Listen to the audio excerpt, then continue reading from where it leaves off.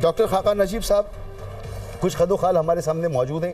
تھوڑا سا میں نے ذکر کیا کیونکہ ظاہر سی بات ہے آپ زیادہ بہتر طریقے سے بتا پائیں گے کہ جو حکومت نے کل اقتصادی سروے رپورٹ پیش کی ہے اس سے ہم سمجھ جائیں کہ وہی اعداد و شمار وہی ساری چیزیں ہوں گی آج کے بجٹ کے اندر. یعنی ٹیکس کے اہداف بھی ہمارے سامنے موجود ہیں, انرجی سیکٹر پہ کیا آپ نے کرنا ہے وہ بھی موجود ہے, تنخواہ دار طبقے کے ساتھ آپ کیا کر رہے ہیں, اصلاحات کے بارے میں بات کی گئی ہے. تو اوور آل آپ کیا دیکھ رہے ہیں آج کے بجٹ کو کیسا ہوگا؟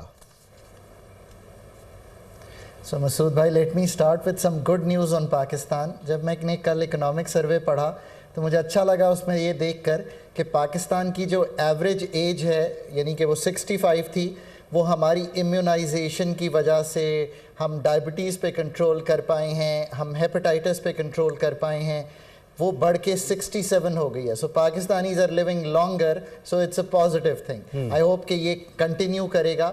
ہم ملک میں جو سوشل سیکٹر ہے اس کو دھیان دیں گے اور بلیو کریں گے کہ انٹرونشنز سائنٹیفک بنیادوں پر work and they work well.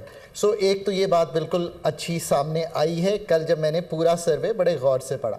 پر دوسری بات جو سامنے آئی ہے وہ یہ ہے کہ جو 2024 اب گزر رہا ہے وہ اسی طرح سے گزر رہا ہے جیسے کہ ہمیں ایک IMF کے پروگرام کے اندر کرنٹ اکاؤنٹ کم ہوتا دکھائی دیا, پاکستان کی انفلیشن ٹیپر ہوتی دکھائی دی, پاکستان کے ٹیکسز بڑھتے ہوئے دکھائی دیے. 30% کی گروتھ ہے ٹیکسز میں, باوجود اس کے کہ اکانومی کو سلو کرنا پڑا.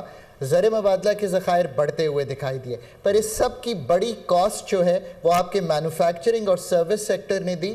22% پہ شرح سود رکھ کر آپ نے اکانومی کو سلو کیا.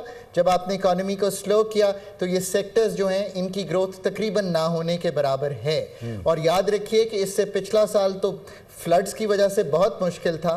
سو اگر 20 لاکھ نوکریاں ہر سال نکالنی تھیں وہ نہیں نکلیں, یہ ایک فیکٹ ہے. سو اگر 1% گروتھ ہو تو 4 لاکھ نوکریاں نکلتی ہیں.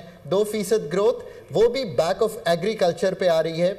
الحمدللہ ہم نے یہ ضرور دیکھا کہ پاکستان کا agriculture on the back of 3 major crops, rice آپ اس میں انٹروین نہیں کرتے, ماشاءاللہ بمپر کراپ.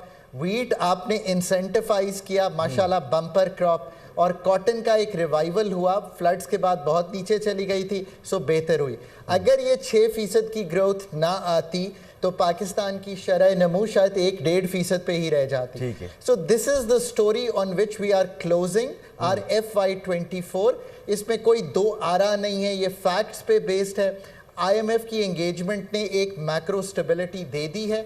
یہ ہے بریدنگ روم مسعود صاحب آپ کے پاس.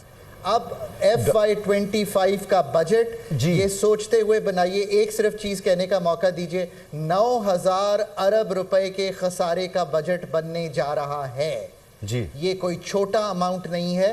32 ارب ڈالر کے خسارے کا بجٹ بننے جا رہا ہے.